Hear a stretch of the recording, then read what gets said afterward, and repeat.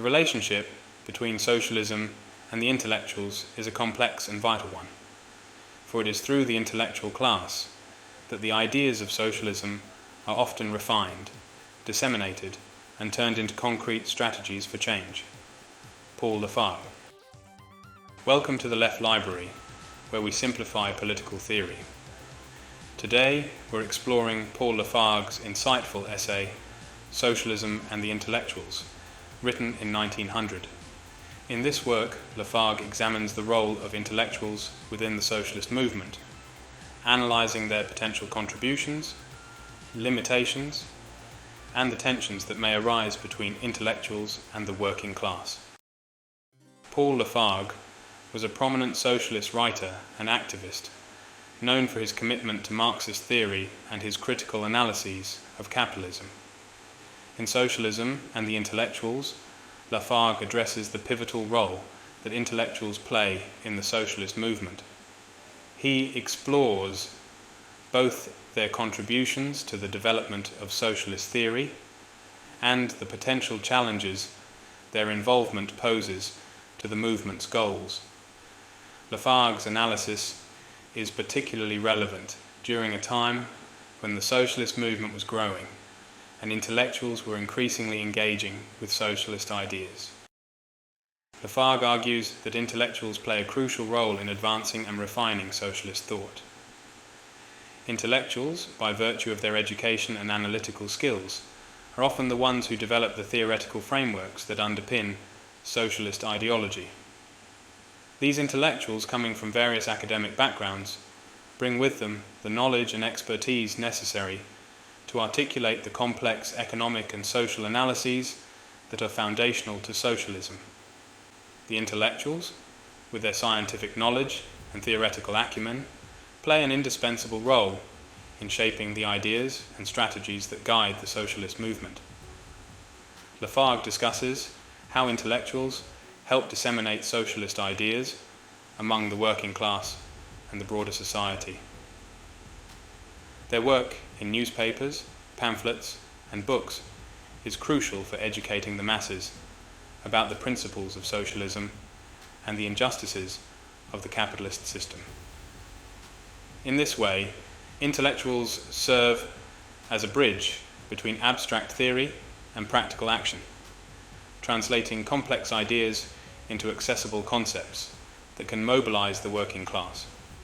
Moreover, Lafargue emphasizes that the intellectual contributions to socialism are not merely academic exercises, but are deeply connected to the movement's political objectives.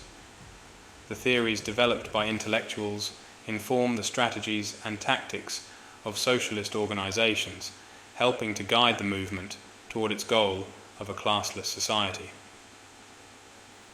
Lafargue elaborates on the various ways intellectuals contribute to the socialist cause, including the development of economic theories that critique capitalist exploitation, the analysis of social structures that perpetuate inequality, and the creation of political strategies to challenge the status quo.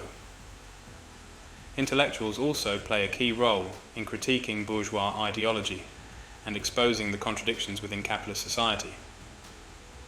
By providing these intellectual tools, they empower the working class to understand and resist the forces that oppress them.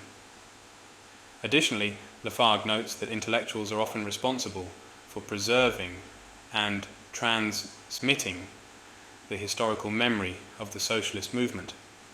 Through their writings and research, they document the struggles and achievements of past generations of socialists, ensuring that this knowledge is passed down and can inform future struggles. This role is particularly important in maintaining the continuity and coherence of the movement, as it helps prevent the repetition of past mistakes and builds on the successes of earlier efforts. Despite their contributions, Lafargue is aware of the potential for tension between intellectuals and the working class. He points out that intellectuals, who often come from more privileged backgrounds, may have different experiences and perspectives from those of the workers they seek to represent. This disconnect can lead to misunderstandings and a lack of trust between the two groups. Intellectuals, though vital to the movement, often find themselves in a precarious position, being both part of the socialist cause and yet somewhat apart from the working class itself. Lafargue explores how intellectuals may be perceived as outsiders within the socialist movement, particularly when their ideas or strategies appear disconnected from the lived realities of the working class. This tension is exacerbated by the fact that intellectuals may hold different priorities or be influenced by their own social positions, leading to conflicts over the direction of the movement. Lafargue addresses the complexities of this relationship by analysing the different motivations and interests that may drive intellectuals and workers. Intellectuals, who often engage with socialism through academic or theoretical pursuits, may prioritise long-term goals and ideological purity, while workers, who experience the brunt of capitalist exploitation, may be more focused on immediate, tangible improvements in their lives, such as better wages, working conditions, and social protections. Lafargue warns that this disconnect can lead to a situation where intellectuals, despite their good intentions, become disconnected from the practical realities of working class life. This can result in the development of strategies and policies that are theoretically sound but impractical or unpopular among the working class. For example, intellectuals might advocate for revolutionary changes that require significant sacrifices from workers without fully appreciating the immediate hardships these changes might entail. Furthermore, Lafargue acknowledges the danger of intellectual elitism within the socialist movement. Intellectuals, by virtue of their education and expertise, may impose their views on the working class, leading to a top-down approach that undermines the democratic and egalitarian principles of socialism. This potential for elitism poses a significant challenge to the movement, as it can alienate the very people socialism seeks to empower. To address these challenges, Lafargue argues that intellectuals must strive to remain connected to the working class, both by engaging with workers in their everyday struggles and by continuously educating themselves about the realities of working class life. He advocates for a humble and collaborative approach, where intellectuals work alongside workers, rather than positioning themselves as leaders or saviours.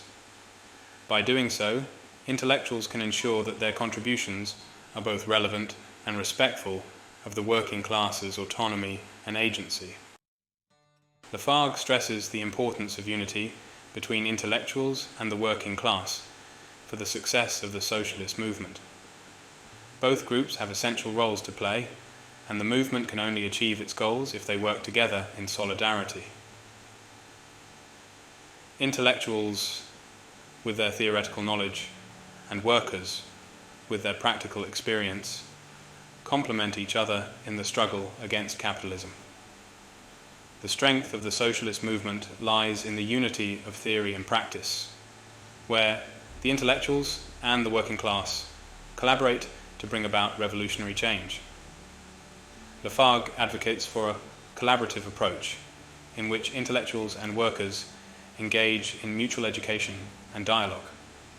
Intellectuals should strive to understand the needs and concerns of the working class, while workers should be encouraged to engage with socialist theory and contribute to its development. This reciprocal relationship ensures that the movement remains grounded in the realities of working class life, while also being guided by a coherent and well-developed theoretical framework. Lafargue expands on the idea of mutual education by emphasizing the importance of creating spaces where intellectuals and workers can come together to learn from each other. He suggests that socialist organizations should facilitate these interactions through study groups, workshops, and democratic forums, where both groups can contribute their perspectives and insights. These spaces would allow for the exchange of ideas and the development of strategies that reflect both the theoretical insights of intellectuals and the practical experiences of workers. Lafargue also discusses the need for intellectuals to be active participants in working class struggles, rather than simply observers or commentators. By joining workers on the picket lines, participating in strikes, and engaging in community organizing, intellectuals can build trust and solidarity with the working class. This direct involvement not only helps intellectuals stay connected to the realities of working class life, but also ensures that their theoretical contributions are grounded in practical experience. In addition, Lafargue argues that workers should be empowered to engage with and contribute to socialist theory. He suggests that socialist organizations should prioritize political education for workers, helping them develop the analytical skills and knowledge needed to critically engage with socialist ideas. By doing so, the movement can ensure that its strategies and goals are informed by the collective wisdom of both intellectuals and workers, rather than being dictated by a small group of elites. Lafargue delves into the complex dynamics of leadership within the socialist movement, focusing on the appropriate role of intellectuals in this context. While intellectuals are invaluable for their theoretical contributions, Lafargue asserts that they should not monopolize leadership positions within the movement. Instead, he advocates for a balanced approach where leadership is rooted in the working class, with intellectuals serving as advisors, educators, and facilitators rather than as primary leaders. Leadership in the socialist movement should be representative of the working class, with intellectuals serving as advisors and educators rather than as rulers. Lafargue is concerned that if intellectuals dominate the leadership, the movement risks becoming disconnected from the needs and aspirations of the working class. He emphasizes that the most effective leaders are those who emerge organically from the working class itself. Individuals who are directly involved in the daily struggles against capitalist exploitation and who have a deep, lived understanding of the challenges faced by workers. Lafargue argues that intellectuals, despite their theoretical knowledge, may lack the practical experience and direct connection to the working class that are essential for effective leadership. He warns that intellectuals, if placed in leadership roles, might prioritize abstract theoretical debates or long-term ideological goals over the immediate and pressing concerns of the working class, such as better wages, job security, and workplace safety. This disconnect can lead to a leadership that's out of touch with the realities of workers' lives, and that fails to inspire the grassroots support needed for a successful movement. To prevent this, Lafargue suggests that intellectuals should adopt a more supportive role within the movement, providing the theoretical tools and educational resources needed to empower workers to take on leadership roles themselves. Intellectuals can contribute by educating workers about socialist theory, helping to articulate the movement's goals, and advising on strategic decisions. However, Lafargue insists that ultimate decision-making power should rest with the working class, ensuring that the movement remains democratically controlled by those it seeks to liberate. Lafargue also highlights the importance of leadership that is representative of the diversity within the working class. He argues that a leadership composed of individuals from different sectors of the working class, industrial workers, agricultural labourers, service workers, etc., is better equipped to address the varied and complex issues faced by the movement. Intellectuals, with their broad knowledge and analytical skills, can help facilitate communication and coordination between these different groups, but they should always act in service to the collective will of the working class. Moreover, Lafargue discusses the potential dangers of intellectuals becoming too entrenched in leadership roles. He warns that intellectuals who occupy leadership positions for too long may become disconnected from the evolving needs and concerns of the working class, They may also become more susceptible to the corrupting influences of power, leading to a leadership that prioritizes the maintenance of its own authority over the advancement of the socialist cause.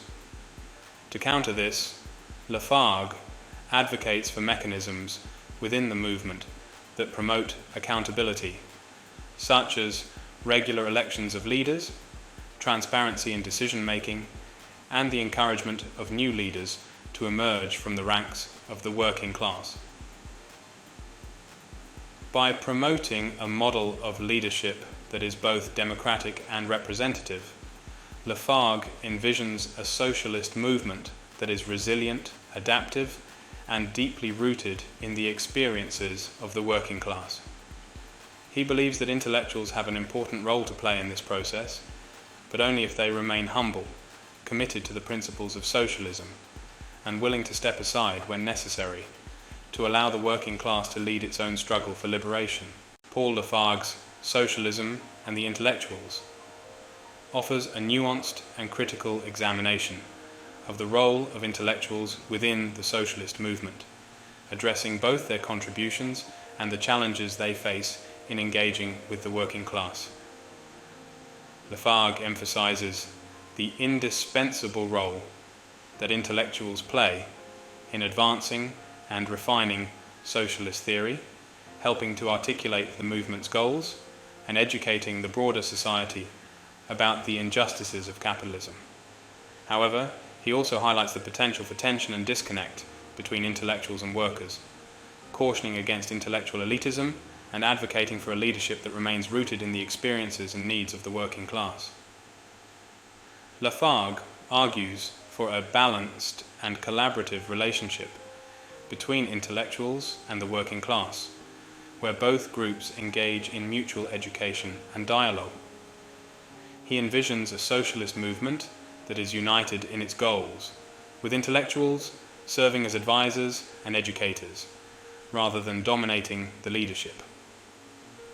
Ultimately, Lafargue's work calls for a socialist movement that is democratic, inclusive, and representative of the diverse experiences of the working class, with intellectuals playing a crucial but supportive role in the struggle for liberation. Lafargue's insights remain highly relevant today, offering valuable guidance for contemporary socialist movements as they navigate the complex dynamics between theory and practice, leadership and grassroots organizing, and the need for unity in the face of capitalist exploitation. His work serves as a reminder that the success of the socialist movement depends on the collaboration and solidarity of all its members, both intellectuals and workers alike. Thank you for watching. We have been the Left Library. If you have enjoyed today's video, please do subscribe for more simplified insights into left-wing political economy.